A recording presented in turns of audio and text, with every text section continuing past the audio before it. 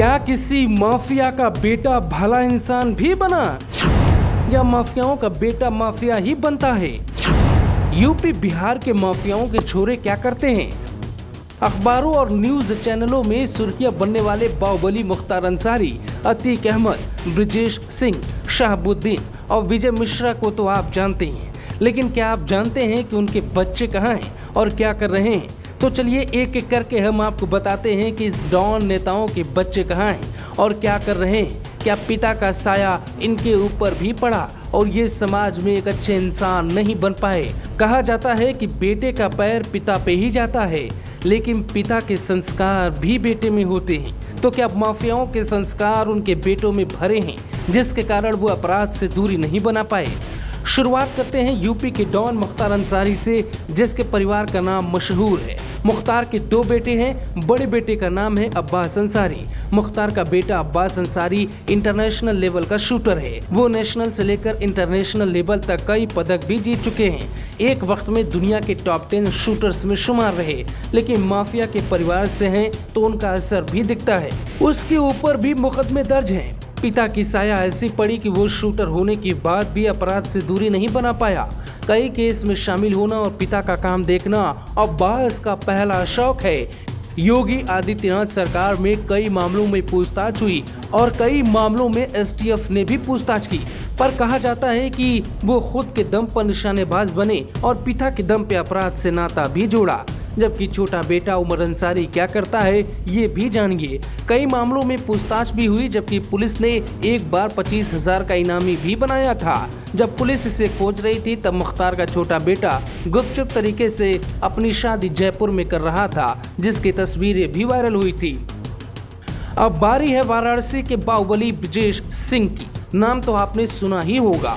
उनके बेटे का नाम है सिद्धार्थ सिंह। सिद्धार्थ ने राजनीति में एंट्री मार दी है।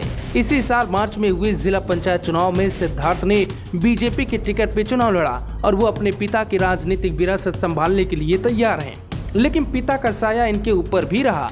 नई पीढ़ी है तो तकनीक के साथ अपराध में शामिल होती है, यानी काम होगा लेकिन नाम नहीं आएगा, और काम ऐसे होगा कि नाम से बचा जाएगा, क्योंकि काम करवाने के लिए पिता का नाम ही काफी है। 2019 में जमीन हड़पने के आरोप में एक एफआईआर वाराणसी में दर्ज हुई। लोग बताते हैं कि पिता के बाद सिद्धार्थ ही सब देखते हैं, आप उसे अपराध कहें या फिर काम कहें। इसी फहरिस्त में तीसरा नाम है बिहार के बाहुबली नेता शहाबुद्दीन का। शहाबुद्दीन का हाल ही में निधन हुआ और उसके बेटे का नाम है ओसामा।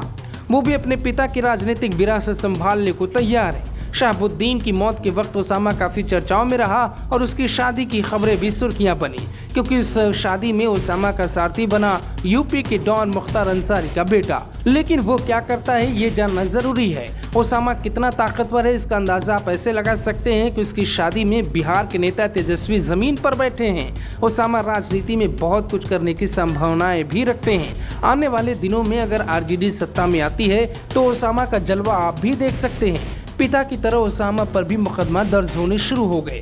पिता को बचाने के लिए ओसामा पर एक गवाह की हत्या का आरोप है। दरअसल 2004 में शहाबुद्दीन पर बीजेपी नेता के भाई गिरीश राज और सतीश राज की हत्या का आरोप लगा। उसी केस में इकलौता गवाह था उसका भाई राजीव रोशन, जिसकी हत्या सुनवाई के ठीक 3 दिन पहले ही 16 अगस्त 2016 में कर दी गई। आरोप है कि उस मामले में शहाबुद्दीन का बेटा ओसामा भी शामिल है, यानी ये भी अपराध की दुनिया से दूरी नहीं बना पाए। इस लिस्ट में चौथा नाम है यूपी से जिला भदोही और नाम है विजय मिश्रा।